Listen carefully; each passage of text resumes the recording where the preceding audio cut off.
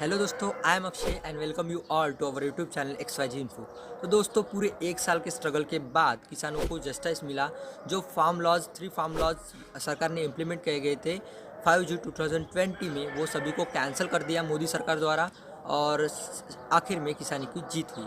तो दोस्तों, इस बात पर कई लोग जश्न मना रहे हैं, मिठाइयाँ बांट रहे हैं और दूसरी तरफ देखा जाए तो कई लोग इसका अपोज भी कर रहे हैं। तो क्या सही है?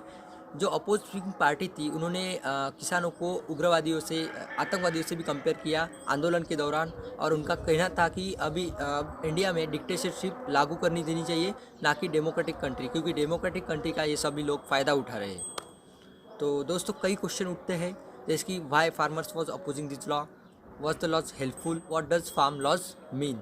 सो दोस्तों, इन सभी क्वेश्चन का आंसर हम इस वीडियो में देखेंगे और देखेंगे कि किसानों की सही में जीत हुई है फार्म लॉज हटा कर की, या फिर वो फार्म लॉज हटाने से इनका नुकसान भी है।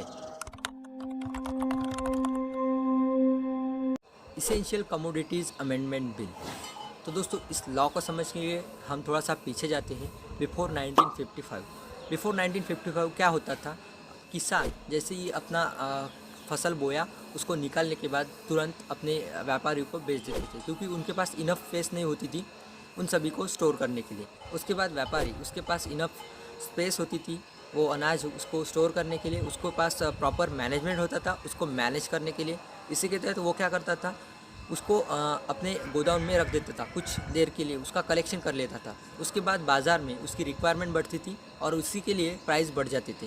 प्राइस बढ़ने के बाद ये अपना व्यापारी उसके थोड़ा थोड़ा वो सप्लाई निकाल देता था और उसको प्राइस यानी कि उसका मुनाफा बहुत ज़्यादा हो जाता था।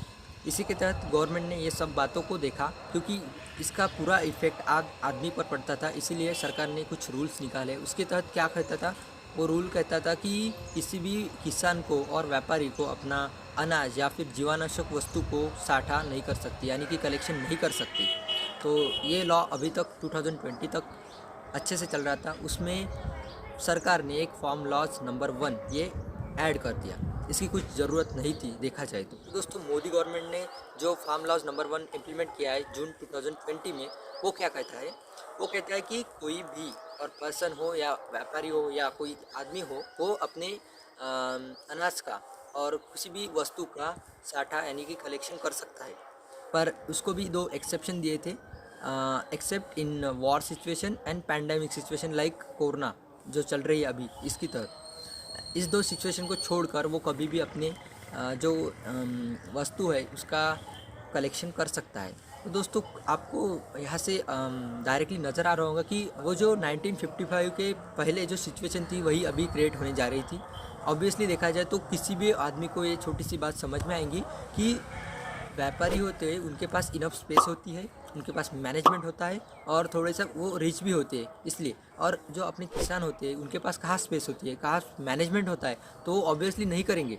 अपने किसान होते हैं वो नहीं करेंगे उसका साटा, और इनका इस लॉ का पूरा बेनिफिट जाएगा पूरे व्यापारियों को, और जो बड़े बड़े संस्थान हैं उनको जाएगा, तो उनको फ़ायदा होगा इससे।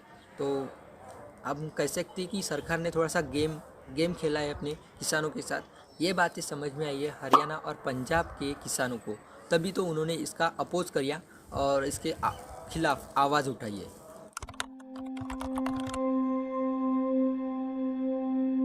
Farmers agreement on price assurance and farm service bill. इस लॉ के तहत किसानों को अपने अनाज का बोने से पहले ही अपना प्राइस फिक्स करने की अनुमति दी गई थी। इसके तहत क्या हुआ था कि कॉन्ट्रैक्ट फार्मिंग इसको कहते हैं शॉर्ट में। उसके तहत बड़ी बड़ी कंपनियां आती थी खेत में और वो बॉन्ड बना सकते थे अपने किसानों के साथ, और उनको कहते थे कि इस जगह पर आप फॉर एग्ज़ाम्पल पोटैटो आप लगा दो, और उसका जो प्राइस था वो तभी फिक्स किया जाता था।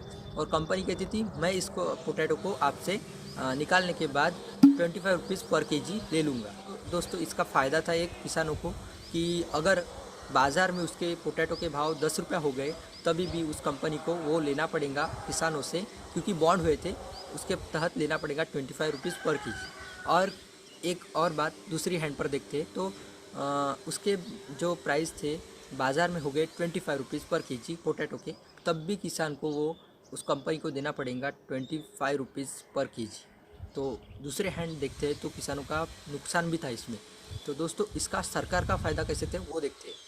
तो दूसरी तरफ देखते हैं एमएसपी, मिनिमम प्राइस सपोर्ट। ये एक कमेटी है सरकार की तरफ से, वहाँ पर भी सेम चलता है। सेम जैसे कि यहाँ पर कॉन्ट्रैक्ट फार्मिंग में कंपनी बाहर से आती है, प्राइवेट कंपनी आती है, वैसी एमएसपी में सरकार आती है और वो प्राइस बोलती है। उसका फ़ायदा क्या था कि जब अगर हमारे पोटैटो की प्राइस बाज़ार में 25 से 50 हो गई तो हम किसानों को एक फ़ायदा था कि वो बाहर जाकर बेच सकते हैं, ना कि एमएसपी में जाना उसका बंधनकारक नहीं था। उसका बॉन्ड वो तोड़ सकता है। अगर और बाज़ार में उसकी प्राइस 10 रुपीज़ पर आ गई तो वो एमएसपी में जाकर अपने बॉन्ड को रिकलेक्ट करके उसको 25 रुपीज़ में दे सकता है।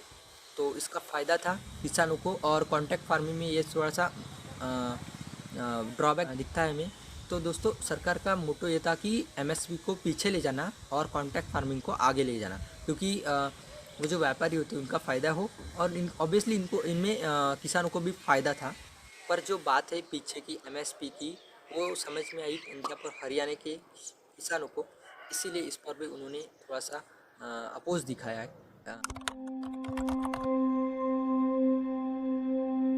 Farmer produce trade and commerce promotion and facilitation bill, ये तो क्या ही एक्सप्लेन करना आपको। इसके तहत क्या कहा जाता है, एपीएमसी जो एग्रीकल्चर प्रोड्यूस मार्केट कमिटी होती है, वो जो अपन मंडी कहते हैं कई इलाकों में, और कई इलाकों में बाजार समिति को उसको पहचाना जाता है।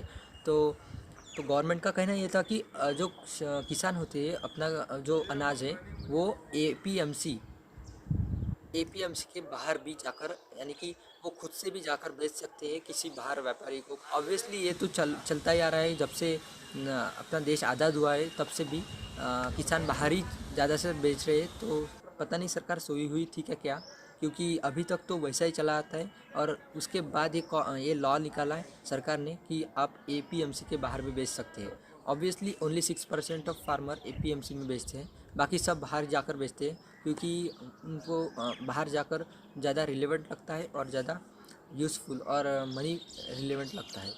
तो ये थे 3 लॉज। तो दोस्तों आपकी क्या राय है, ये जो फार्म लॉज का अपोज किया है सारे किसानों ने, 1 साल स्ट्रगल किया है, उसके बाद जाकर मोदी गवर्नमेंट ने इस सभी को रीअपील कर दिया, तो ये अच्छा हुआ। अभी आपको सभी को तो फार्म लॉज एक्सप्लेन कर दिए मैंने, तो आपको डिसीजन लेने में आसानी हो गई। तो कमेंट बॉक्स का यूज़ करिए और मुझे बताइए कि जो अपने किसानों ने किया है, जो स्ट्रगल किया 1 साल का, उसका सोना उनका हुआ, और या फिर उनको बदले में उनका लॉस हुआ है। Thank you so much guys for watching this video. If you have any suggestion for the video topic, you can suggest me using comment box below and let me know what is your mind. So thank you, bye bye, goodbye, and see you later in the next bright and illuminating topic.